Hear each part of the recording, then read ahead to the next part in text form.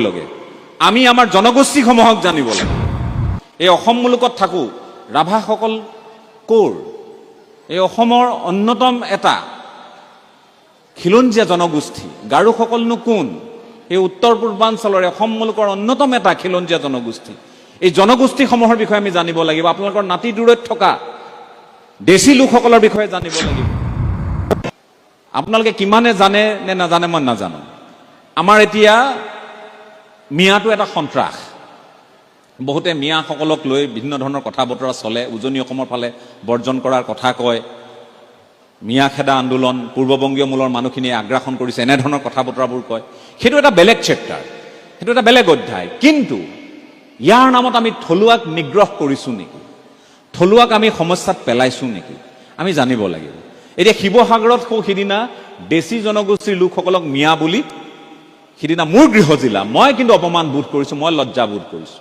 আৰু লগে লগে মই তাক নিৰসন কৰাৰ কাৰণে দেশীসকল কোন মই তেওঁলোকক টেলিভিশ্যনৰ ষ্টুডিঅ'লৈ মাতি আনি এটা অনুষ্ঠান কৰিছোঁ। এই দেশীসকল আমাৰ অন্যতম এটা খিলঞ্জীয়া জনগোষ্ঠী।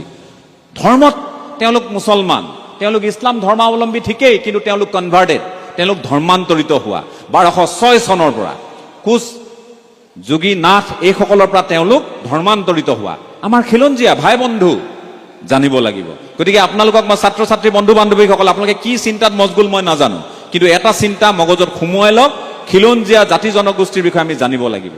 দেশীক যাতে মই বিদেশী বুলি, বাংলাদেশী বুলি যাতে অপমান নকৰোঁ, মাইমেলক যাতে নকৰোঁ, গৰীয়া মৰিয়াক যাতে বেয়াকৈ নকওঁ, সহোদৰ আমাৰ, এইখিনিৰ বিষয়ে আমি জানিব লাগিব। একেধৰণে ইয়াত বসবাস কৰা যিসমূহ কলিতাৰ পৰা আৰম্ভ কৰি, কৈৱৰ্তৰ পৰা আৰম্ভ কৰি যিসমূহ জনগোষ্ঠী আমাৰ আছে, এই সকলোৰ বিষয়ে আমি জানিব লাগিব আৰু জনাটো নিতান্তই বাঞ্ছনীয়। গতিকে আমি কেতিয়া জানিম? যেতিয়া অসমখন ঘূৰিম ফুৰিম, যেতিয়া বুজিম। আমি আজিকালি কি কওঁ? বহু ছাত্ৰ সংগঠন, বহু জাতীয় সংগঠনে কয় আমি নামানো, নুবুজো, নুশুনো। নহয়, এইটো ভুল। মোৰ দৃষ্টিত এইটো ভুল। আমি মানিম, আমি বুজিম, আমি শুনিম, এইটো হ'ব লাগে আমাৰ শ্লোগান।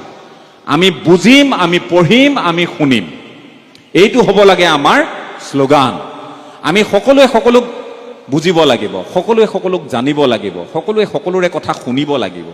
তেতিয়াহে আমাৰ মাজত যেতিয়া ভাৱ বিনিময় হ'ব, চিন্তাৰ বিনিময় হ'ব, তেতিয়া আমি অসমীয়া হিচাপে মূৰ দাঙি থিয় হৈ থাকিব।